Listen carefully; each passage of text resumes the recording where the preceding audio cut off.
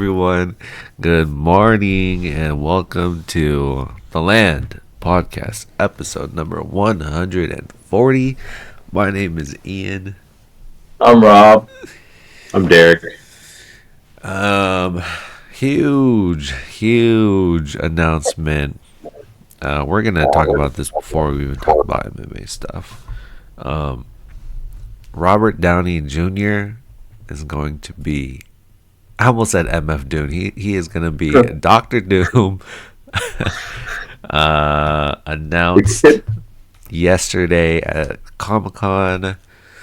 Thoughts on this new move?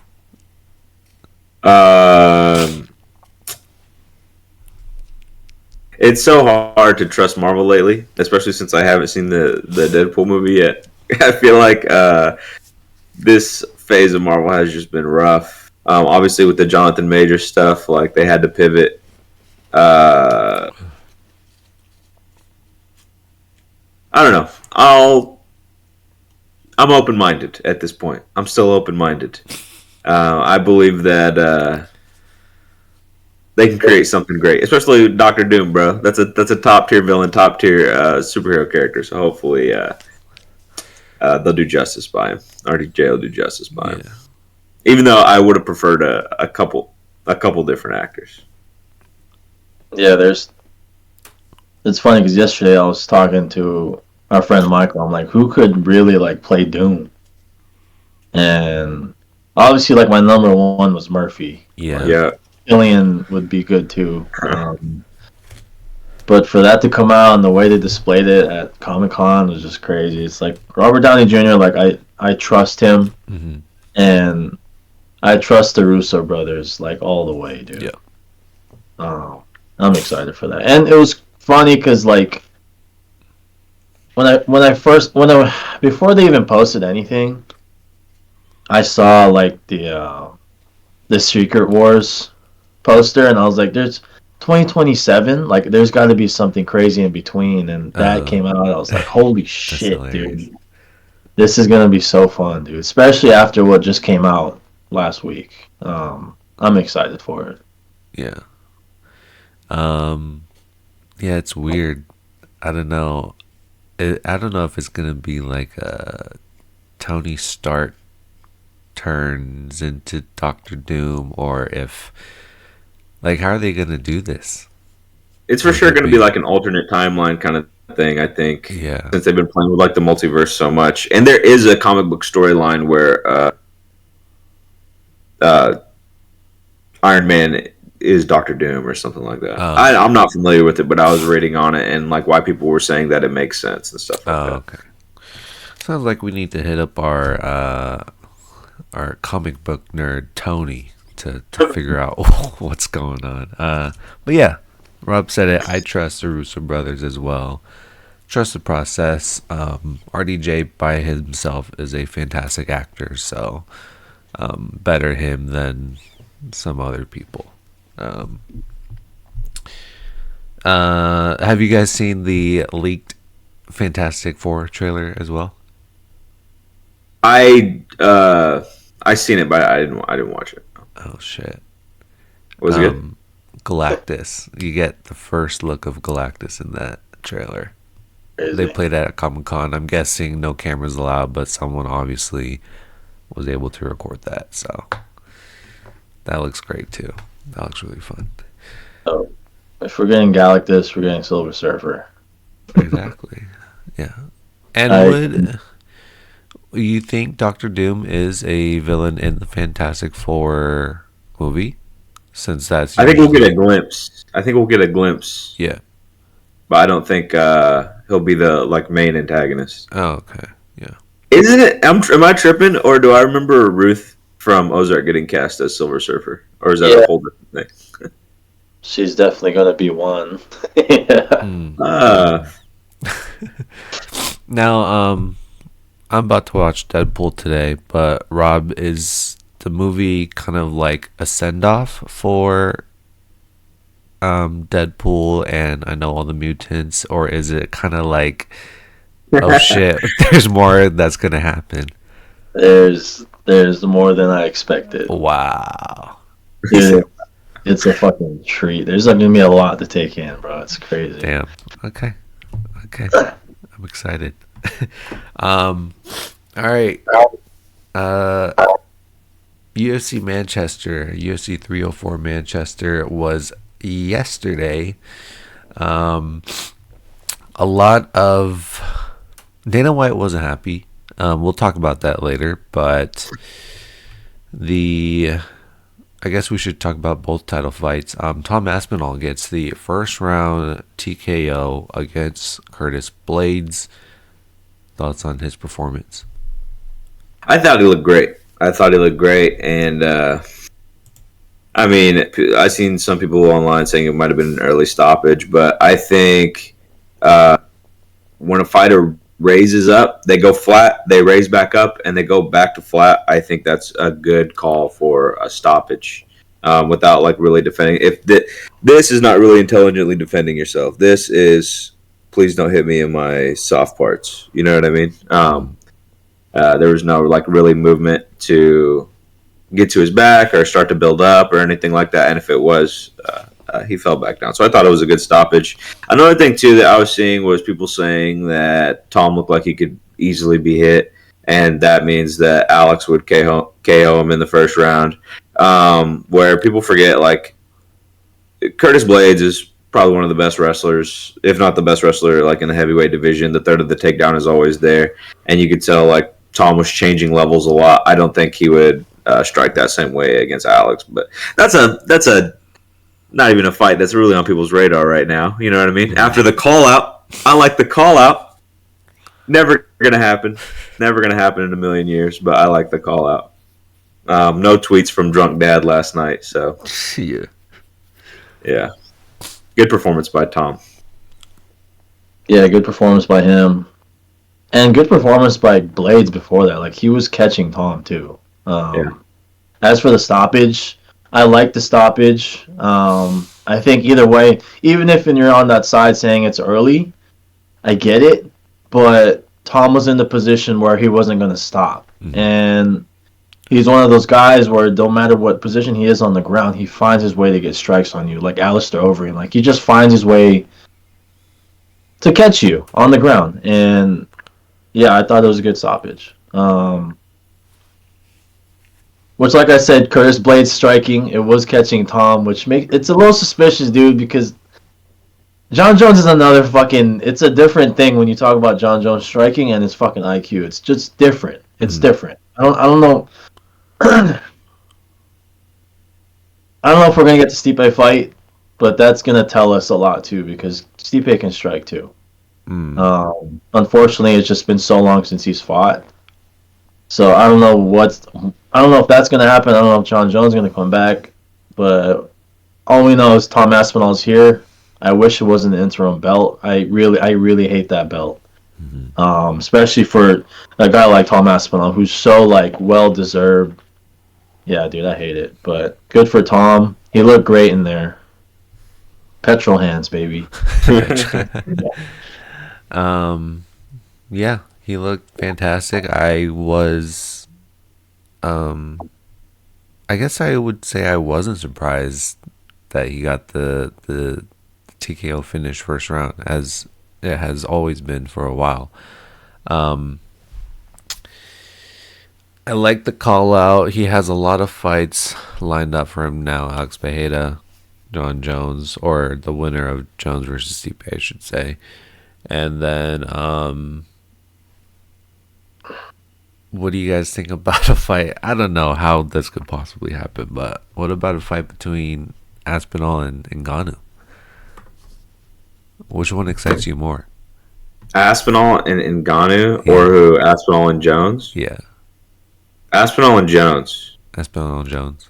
Yeah. I think the longer Francis stays away from MMA, the longer he loses that aura, that air about him. Especially that last loss to Anthony Joshua. I'm not saying that like he's a bum for losing to Anthony Joshua. Right. But I think right now everybody is so hung up on John Jones either defend or leave. And I think people will just want a decision. They want closure. Mm-hmm. It's like a Yeah, bad I'd breakup. probably yeah, I'd probably lean more towards Jones, Hmm. just because it's more of a possibility. It's kind of weird when I say that because we can't really predict John Jones right now. Like we can't predict Connor right now. Uh, Um, as Yeah. no, I don't. I would even like Connor or Ngannou to come back to a caliber like this in MMA. I think he should stay in boxing, honestly. hmm. And what do you think about Stipe, bro? Like all the questions are about Jones, but Yeah.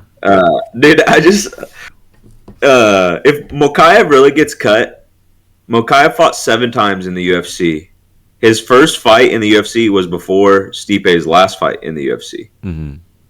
So 7 fights, and Stipe hasn't fought one single time in that God, span of time. That's crazy work. yeah.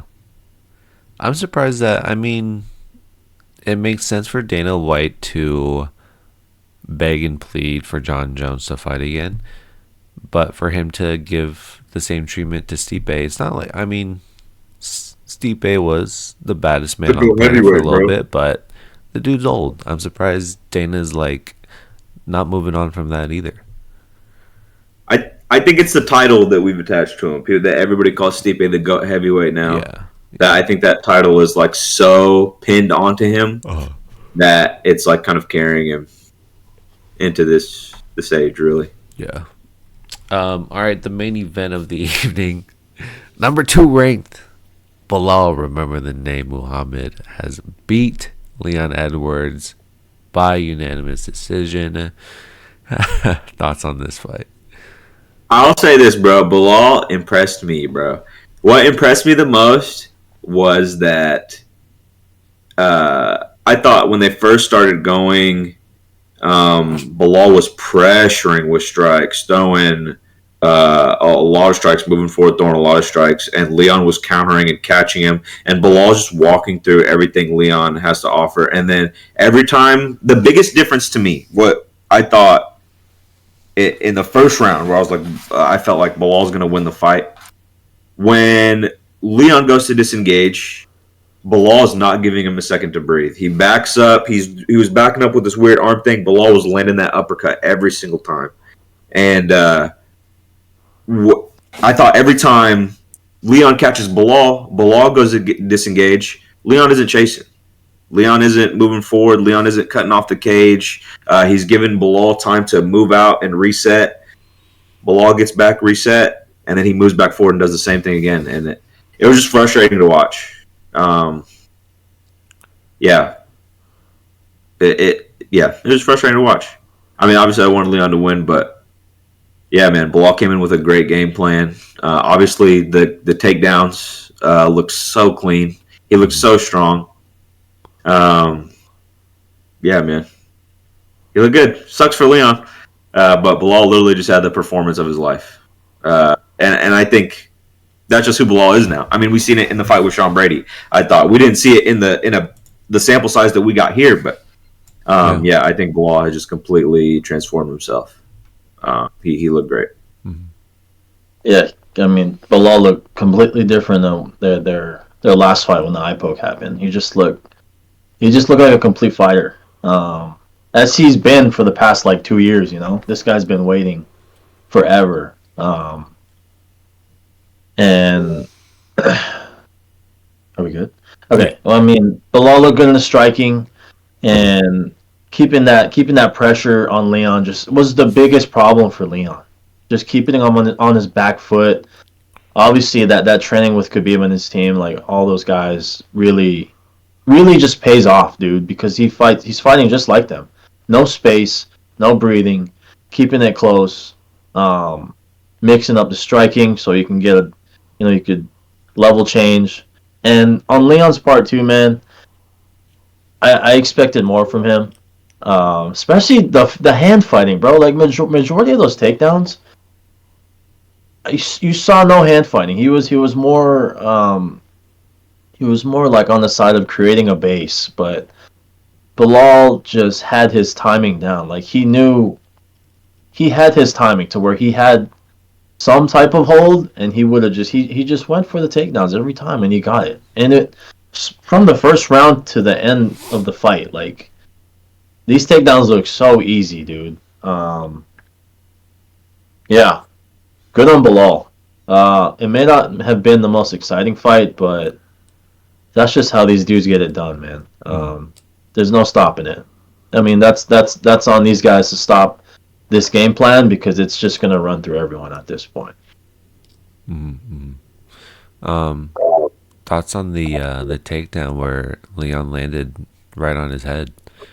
I was just about to say that. Like the spike on the head is crazy. That was just a case of like Leon was trying right there to fight the hands, and that was a quick switch, bro. What was more impressive to me than the spike on the head was the takedown itself, bro. Up against the cage, as soon as Leon switches his hips to circle out, he switches to a high C and immediately elevates while Leon is still fighting the hands. That takes so much skill in like real time. It was crazy to see. Yeah, man. Bilal is just getting so much better, I feel like. And the spike on the head is brutal. I know, like, it didn't look like he really took, like, he didn't go limp or anything like that, but that had to have I had to have rocked him a little done bit. some damage, bro. He had to have been seeing stars for a little bit because all of his weight landed right on his neck, on his head. Yeah. So with Bilal being the champion, it's not like the fight was a split decision. It wasn't any sort of controversial robbery, stuff like that. Are you expecting a rematch? Or are you expecting, I'm looking right now, Kamaru Usman is number 1 still. Shavkat 3, Colby Covington 4, Jack Della Maddalena at 5. I think they're either going to do. I think Dana, low-key Dana, I don't think Dana wants Bilal as champ. I think either he's going to, first title defense, he's going to throw Shavkat at him, or I could see them doing. I don't really like this because Kamaru is coming off a loss, but I could see them doing like, if they do get like Shavkat and Ian Gary done, then probably Kamaru. I'm not really sure. But yeah, there's a lot of eliminators that could be going on right now. You know what I mean? So my hope is they do Ian Gary versus Jack Maddalena. Is What's up? Jack injured or no? I I'm don't not know. sure. I thought that's what I remember. And then they do Shavkat for the belt. I can see Dana Lee going. I can see it going that route. Yeah. Yeah, fantastic pressure by Bilal Muhammad. I mean, a lot of fights today, it was just based on how much pressure you can give your opponent, and whoever can withstand gets the victory. And we saw it with Bilal Muhammad. I didn't watch much of the fight. I did see the last round, I think. Yeah, I saw the end of the fourth going into the fifth, and I could already hear from Rocky's coach. I thought we were going to get just one more come from behind knockout, but Bilal Muhammad's great. He's just a very well-rounded, stick to the game plan type of fighter, and you can't hate that. Bilal, GSP, and damn it, who else? I can't think, but they're tied for the most unanimous decision victories because GSP in his own right sometimes wasn't the most exciting fighter to watch as well. He would stick to his striking, he would stick to his takedowns, and that's how he won fights. So shout out Bilal Muhammad for being a welterweight UFC champion. Remember the name. Remember the name. There you go. Hands like Canelo. Dude, fucking Daniel Cormier, right after post-fight interview, he goes, "Ladies and gentlemen, Leon Edwards, your UFC welterweight champion." That's 5 a.m., bro. Yeah. So that's perfect. I want to talk to you guys about that. I know there's excuses to be made. Leon himself said that his body just felt tired. It's not easy when you are. I'm sure it's not easy flying over to Manchester and trying to get adjusted to a timeline, or a time zone. But when you are living in England, you have to make that adjustment as well to just staying up I think all it's night harder long, for the guys flying in. because if you're waiting, if say you do your training camp in America, normally as with the Abu Dhabi cards, guys fly it 2 weeks prior to get adjusted to the time difference. Hmm. But if there's no time adjustment for Americans, then just do your normal flight camp and fly out the day before or whenever you have to do your media, which is probably like a week, less than a week prior. Fly out then, and then you're pretty much fine. But if you're Leon, Uh-huh. brother was probably setting alarms at like 3 a.m. Yeah. Go do sparring at 3. If I was him, I mean, that's what I'd be doing. I'd be sparring at 2 a.m., 3 a.m. to get adjusted to that time difference. But it was, I mean, I don't know how they did things specifically, but I would imagine things would have been harder on Leon, I think. Yeah. Not trying to make excuses for him. Uh-huh. The law won that mug clean. I don't think it would have mattered, but yeah. Yeah, it's kind of hard to talk about because a lot of people did perform and some just didn't. Yeah. Yeah, like Tom. Yeah. Can we talk about Bobby Green shooting for that fucking takedown? Crazy. Yeah. And I do think that was real, bro. I think that Patty was starting to give him more trouble than he thought on the feet. Not saying that he was good. Dude, it just wasn't as easy as I think Bobby Green thought it was going to be. So he was like, oh, I'm going to switch it up on him. He won't never expect this. And sometimes a fighter's brain, bro, that's how he'll never see this coming. You're right, because it's dumb. It's dumb, brother. It's dumb. That's what King Green would say in his head too, bro. Yeah. Damn. Facts. Yeah. But good for Patty. That's the win he needed. Yeah. That's the win he needed. All right, let's head into the land stock market. Which fighter stock went up for y'all? For me, man, definitely. I know this is like super obvious, but I can't think. Bilal is for me. The Sean Brady fight was not enough for me. I thought, okay, Sean Brady looked nervous with his hands. I thought he looked easy to hit. I was like, Leon is not going to be easy to hit. He's going to counterpunch. He's going to be a lot more accurate, a lot more busy. But Bilal just looked so strong in there, dude. He looked like he was just bullying Leon any chance he got, other than that one round where he kind of made a mistake and Leon took his back. But other than that, bullied Leon for almost, besides that one round. Mm-hmm. Yeah, Bilal for me, stock for sure went up. A legitimate champion in my eyes, which I didn't think I would be saying that after the fight. Even if he won, like I said, I thought it was going to be like a staring contest, but legitimate champion in my eyes. Yeah, legitimate champion win. He just looks so complete. I think his stock goes up. It just looked beautiful, man. This is what you want to see in all of our top 10 fighters. Like, you want to see that pressure, that the durability, the heart. We saw no heart in Leon, man, and Bilal just outworked him.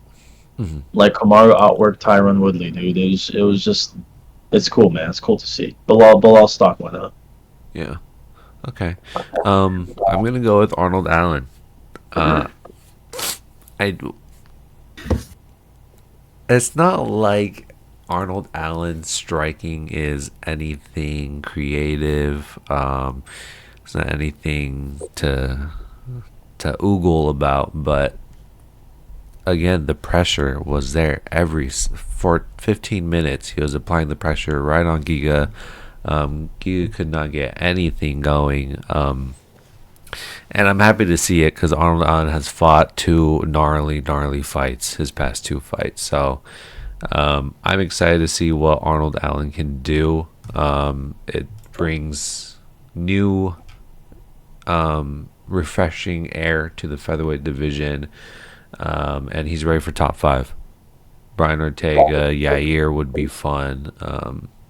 Maybe a rematch with Max down the line, but that's a really, really good featherweight that we got once more.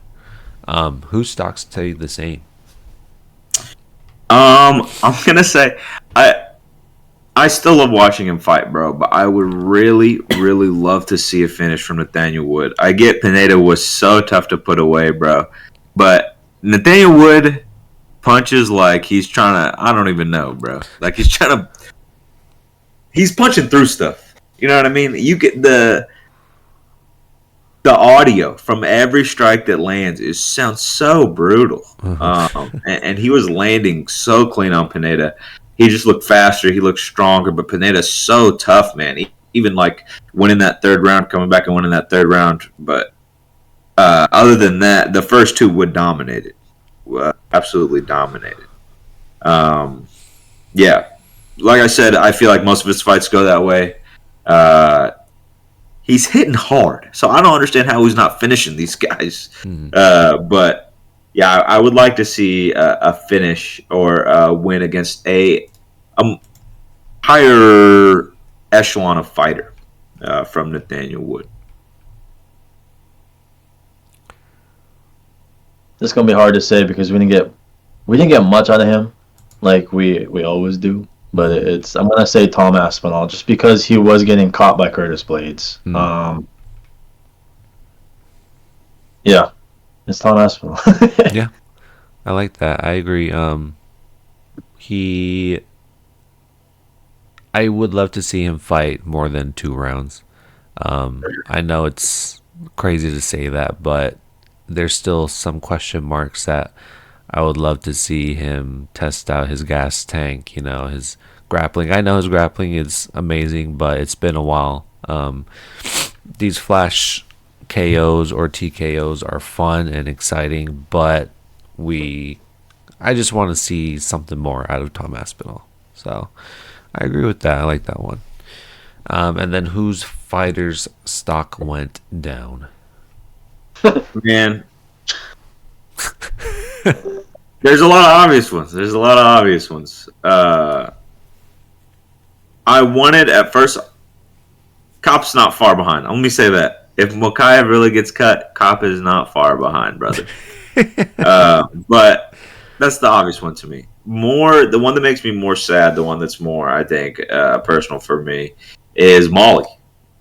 Feels like Molly can't catch a break lately, which is sad because she's so tough, man. She showed how tough she was in this fight. She was eating those knees to the body. Those were making me. I'm on my couch eating chips. I'm like, this shit. My fucking. It looked rough, bro. But somehow still ended up taking her to a decision. There were lots of moments in there where it looked like towards the end where she might have gained some momentum back. But good for Bruno Brazil. Keeping her off. Yeah, man. I'll say she's not far off either. Maybe because what is this? What is this for her? I guess she just had a win last year. Okay, nothing crazy, but I don't know. I just feel like the trajectory she was on was where we were talking about her right there with Patty, right? Even though they were hanging out all the time, but she was right there with Patty. But I just feel like every time I see her out there, she's not really improving. Sad to see. I just want to see Molly be better. Yeah, I definitely think Mokaev's stock went down for me. Same as last time. Just his striking. Nothing impressive with his striking. Even with Manel Kape with a broken toe, Mokaev was still fighting defensively. Just not impressed by his performance. Yeah. I'm gonna add that I'm not impressed by Kop's performance too. Yeah. When you are both of these guys, my stock went down. When you are months and months in deep in beef, and then it looks like the main event of a fucking fight where security is like in there telling you back up right until the ref is like, okay, we can do this, and then nothing for 5 minutes, or I should say 4 minutes 50 seconds, and then Manel Kopp throws some good strikes in. But man, what a letdown. I thought it was a bad decision for Dana to move this fight down to the early prelims pretty much, but hey, I guess he knew something that we didn't know, because that fight was just not exciting. And honestly, I had Manel Kopp 29-28. Makayev just looks so not fun to watch. Kopp, I'm very saddened because he was defending a lot of takedowns. He looked great. He just needed to add some more pressure, and he just didn't. So both of those fighters, to be honest. Yeah, I'm just sick of Makayev. I think I'm so sick of him. Even the pants thing, that was the worst thing to me. You don't do that by accident. You're a rat.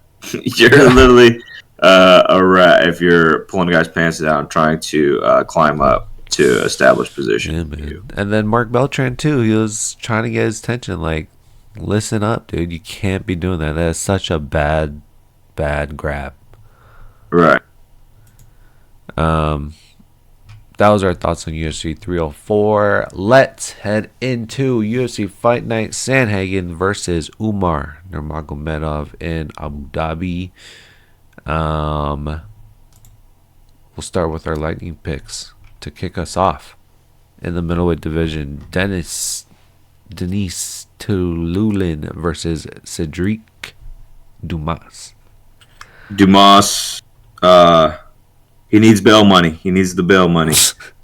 I'm going. Dumas. KO.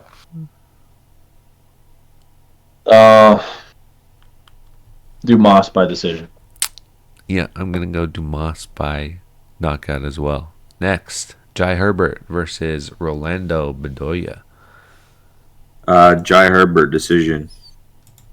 Bendoya KO. I'll go Herbert by decision. In the women's strawweight bout, we have Victoria Dudakova versus Sam Hughes. Dudakova by KO. Dudakova TKO. I'll go Dudakova by decision. In the lightweight division, we have Graham Kutiladze versus Jordan Vucinic. Jordan by submission.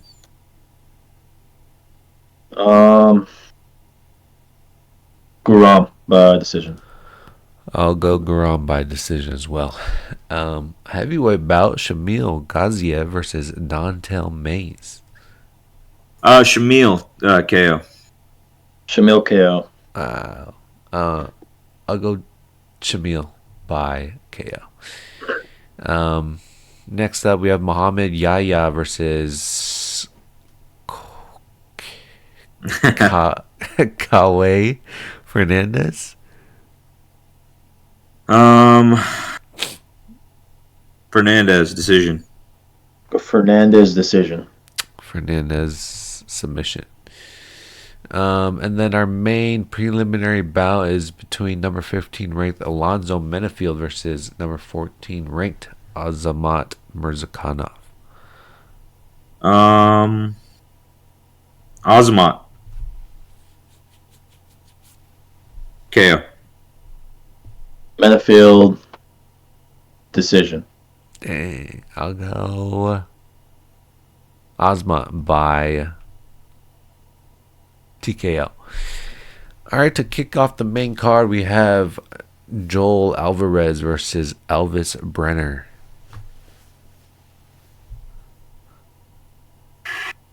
Alvarez decision. I'll go Alvarez by submission. I'll go Elvis by submission. Number 7 ranked Mackenzie Dern is taking on number 10 ranked Lupi Godinez. Um, Dern submission. Darn submission. Turn submission. I agree. I didn't know this fight was happening. Tony Ferguson is taking on Michael Chiesa. He's back, baby. At least, thank God. And the crazy part is, it doesn't matter. Even if I jinx it, I know it's not going to happen. Even if I say this, thank God Tony's not going to get knocked out. Thank God. That's all I care about. Chiesa decision. Tony Ferguson by TKO. Wow. I'm going That's crazy work. Tony Ferguson That's by Darce choke. Take the fucking gloves off after this win, dude. Both of them can take their gloves off after honestly. this. All right, we can talk about this fight. Number 4 ranked Marlon Chito Vera is taking on number 6 ranked bantamweight superstar Davison Figueiredo. How do you guys see this fight going? I think this is a terrible matchup for Cheeto. I think this is terrible. I think Figueiredo fights at such a pace. He's not going to wait. He's going to take it to him. I think Cheeto can have success if he wants to throw kicks in quantity, because that's the only way. That little snap kick, front kick he likes to throw. I'd like to see a lot of that to keep Figgy off of him. But we'll see. We see Cheeto a lot of the time. We talk about it every single Cheeto fight, about how he gets nervous when it comes time to pull the trigger. I think Figgy's going to take advantage of that. I think Figgy wins a pretty comfortable decision here. Damn. Yeah, I think this easily goes to a decision. We talk about this when Chito fights. That first round slow start, it's not gonna cut it with Figgy, dude. He looks good at bantamweight. Looks great here. I think he's here to stay. I don't think he puts his. No one's gonna take Chito out though. This goes to a decision for sure. Damn. Yeah, it's sad to say, but it's just so hard to pass 2 fights where I'm like, if we see the best Cheeto, he could be champion. But it's just we haven't seen the best Cheeto. We need that Cheeto that fucked up Rob Font. Yeah, exactly. But yeah, David Smart or Figgy is smart. He is gonna mix in the leg kicks, takedowns. The level changes are gonna be a lot for Marlon to handle. It's gonna be like fighting Corey Sandhagen again, to be honest. It'll be crazy if we see Figgy crack Cheeto, rocks him. Obviously, I don't think it's gonna be I don't think the fight's gonna end, but if we could see Davison Figueiredo just really shine out on someone like Marlon Chito Vera, he might be the next person up. And there's a lot of people in the bantamweight division who should be the next person up, but I'm very excited to see what Figgy can do. But I gotta stick with my boy. I got Marlon Chito Vera by TKO. Obviously, the heart for Chito. I hope he proves me wrong. Yeah, Cheeto hits hard. I'll say that. Yeah. That's all he has going for him, unfortunately, unless he can pick up the pace. But I believe. Next, the co-main event of the evening: Nurmagomedov, late notice fight against Michael Olajaychuk. How do you guys see this fight going? I know it's early in his career, but this is it, brother. They're gonna feed you to the wolves. If Shard doesn't get a finish here, I think they feed him to the wolves. They're like, this guy isn't who we thought he was. If this fight looks like his last 2, this guy isn't who we thought he was. They're gonna throw him in there with a killer just to get him. I don't know. To show him how big the world is. You know what I mean? Because these last 2 have not been impressive at all. The skills are not living up to the hype so far for me. But I still think this is a winnable fight for him. I'm hoping.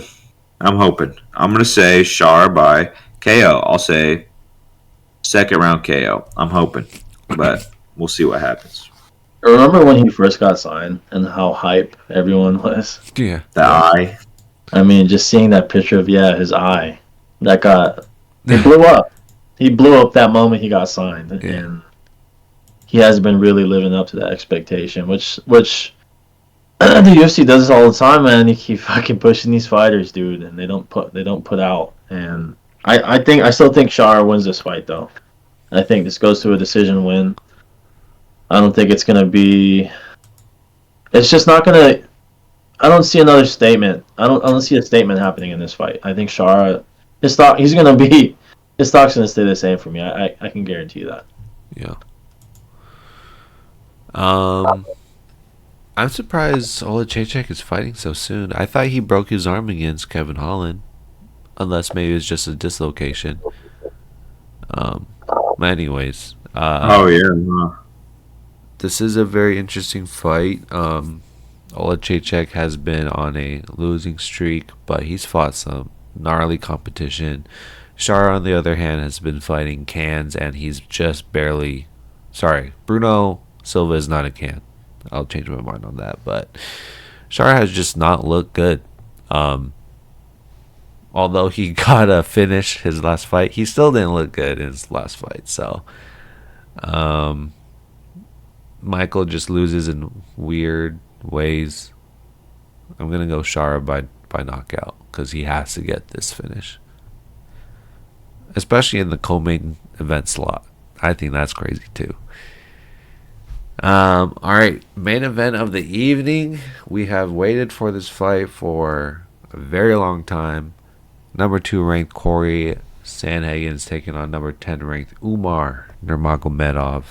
Let's go. How's this fight happening? Corey by second round KO. Next, bro, I really do think that Umar has never fought a complete fighter like Corey Sandhagen. I think he's going to get in there. I think he's going to try to strike with him. I think when he realizes he can't strike with him, he's going to start shooting takedowns in bunches, try to put him up against the cage. I think when Corey defends that, he's going to get back out in open space, and we've seen Umar can get touched in open space, and I think he KOs him in the second. I think, yeah, I think Corey beats him everywhere, Nice. and I don't think there's anything he can do about it. Yeah, I think Corey's his just fight IQ all around. He's an all around great fighter. Um, yeah, I predict Umar will get some takedowns, but Corey Sandhagen's his fight IQ is there on the standing on the ground. He's comfortable everywhere. And honestly, at this point, 5 round Corey Sandhagen is the scariest freaking thing in this division right now. He's not talked about enough. I think he's gonna knock out Umar in the second or third round. Damn. Yeah, I like that. I'm very surprised by the line plus 205 for Corey Sandhagen. At least make it a little bit closer. Put some respect on Corey Sandhagen's name. But I agree with you guys. I mean, the jump in ranking is not easy. I mean, Sean O'Malley did it against Peter Yan, but even that fight was very, very close. A lot of people had Yan winning or thought it was a robbery. But Umar Nurmagomedov is not Sean O'Malley. This is a wrestler fighting a completely well-rounded Corey Sandhagen. I have Corey Sandhagen just working the footwork, working the takedown defense, striking, counter punching, counter striking, everything he can do. I don't know if I want to see a blind flying knee by Corey Sandhagen because it could turn into a takedown, but who knows, man. I got Corey Sandhagen by TKO. I don't know what round, but I'd imagine it's in the third. Corey Sandhagen may very well give us what we've been wanting for years. Yeah, and we are begging for Corey Sandhagen versus Sean O'Malley. Yes, dude, that has to happen. It has to happen. Has to. All right, that was our picks. For UFC Fight Night Abu Dhabi. Anything else y'all want to add? Um, how grumpy Dana is. Yeah, man. That's his fault too, dude. You know, his bedtime. I mean, I know he's probably on the yay, but that last fight started at what, 5:30 a.m. for Manchester? Yeah, Everyone's going to be tired, dude. tired. Fucking Ari was asleep. The monitor, he posted that shit.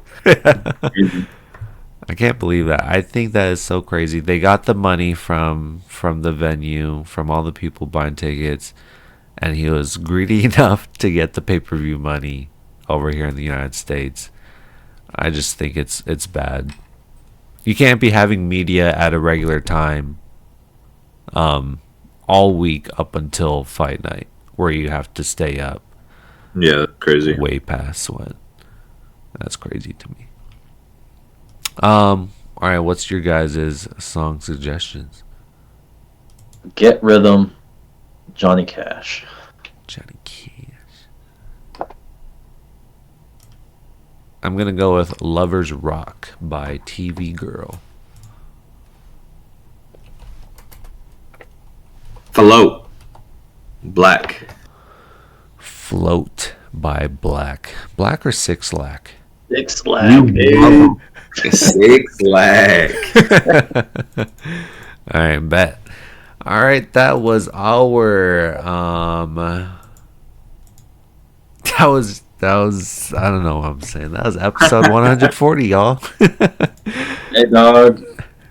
Shout out to Manny Pacquiao, just won his fight. What? He fought? his Rising exhibition match. Oh shit. That's what I'm talking about. All right, next week we will talk about Martin Tybura versus Spivak 2, our favorite wait. UFC Apex event. Oh, Um, as well as give our reactions to Sandhagen versus Nurmagomedov. We will Sandhagen see. knockout over Nurmagomedov. We will see y'all next week. Peace out. Peace out.